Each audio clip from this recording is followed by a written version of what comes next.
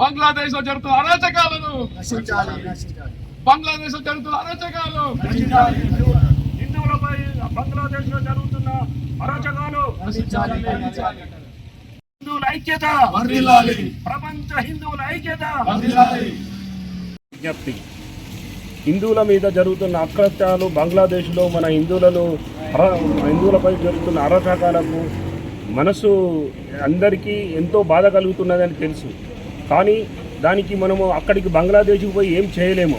మన హిందూ సోదరులకు మనము మనోధైర్యం ఇవ్వడానికి మన వంతు బాధ్యతగా ఇక్కడ మన నిరసన తెలిపే విషయంలో భాగంగా ఈ రేపు తెలంగాణ బంద్కు పిలుపునిచ్చిన ప్రతి ఒక్క హిందువు ఈ బంద్లో పాల్గొని బంద్ను విజయవంతం చేసి మన యొక్క నిరసన వాళ్లకు ఎంత గట్టిగా తెలవాలంటే, వాళ్ళు ఇంకొకసారి హిందువుల మీద అరాచకాలు చేయాలంటే వాళ్ళ వెన్నులో వణుకు పుట్టే విధంగా మన యొక్క నిరసన వ్యక్తం చేయవలసి ఉన్నది.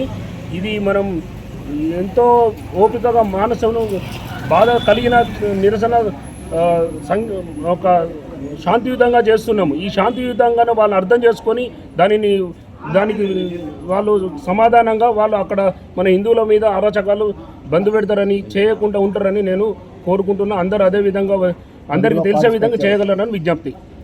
బంగ్లాదేశ్ దేశంలో జరుగుతున్న అరాచకాలు చూస్తుంటే ప్రపంచం మొత్తం నిబరబోతుంది.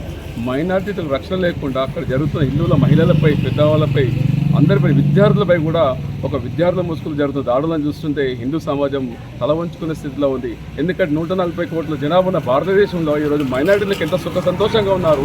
అక్కడ 2 కోట్ల మందిని అక్కడ అరాచకంగా చేస్తుంటే మనం హిందూ సమాజం ఏం చేస్తుంది? కాబట్టి దానికి నిరసనగా హిందూ ధర్మ జాగరణ సమితి రేపు తెలంగాణ మొత్తం బంద్ పాటిస్తూ విద్యాలయాలు, కళాశాలలు, అలాగే మిగతా వ్యాపార సంస్థలన్నీ కూడా బంద్ పాటించాలని దానికి ముందస్తుగా ఇంటిమేషన్ జారీ చేస్తున్నాం. కాబట్టి అందరూ స్వచ్ఛందంగా రేపు హిందూ సోదరులు అందరూ కూడా రేపు మొత్తం ఈ బంద్ ర్యాలీలో పాల్గొని విజయవంతం చేయాలని కోరుకుంటున్నాం.